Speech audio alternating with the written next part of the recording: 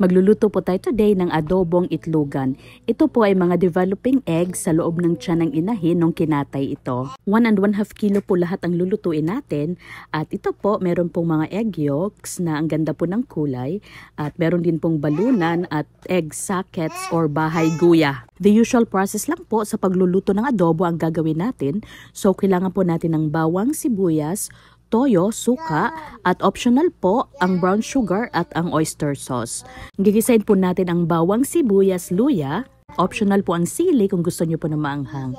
Gigisahin na rin po natin ang ating balunan. Uunahin po natin ang balunan dahil ito po ang pinakamatigas.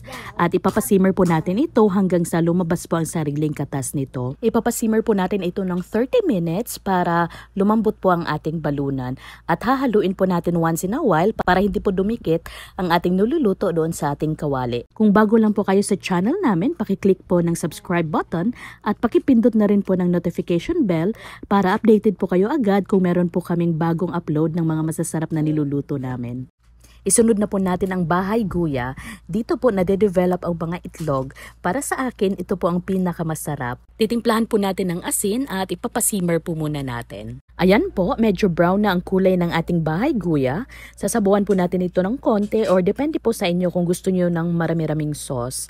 At titimplahan na po natin ito ng toyo at ipapasimmer po ulit natin. Titingnan po natin from time to time kung malambot na ba ang ating balunan dahil matagal po kasi itong lumalambot. At ayan po, ang ganda na po ng kulay at ang bango na po. At nung tinikman namin, malambot na po ang balunan kaya titimplahan na po natin ito ng brown sugar. Depende po ang dami sa inyong padlasa at lalagyan na rin po natin ng suka.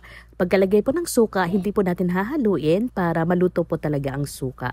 At tatakpan po muna natin. At ayan po, pwede na po natin itong haluin.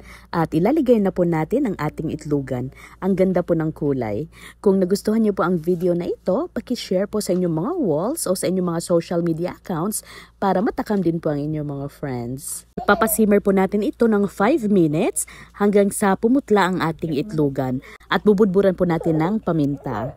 At ayan po, luto na po ang ating adobong itlogan. As usual, ang sarap po nito pang ulam at masarap din po pang pulutan. Pero hinay-hinay lang po kung kayo may rayuma or mataas ang inyong presyon. So ayan po, kain na po tayo mga unata.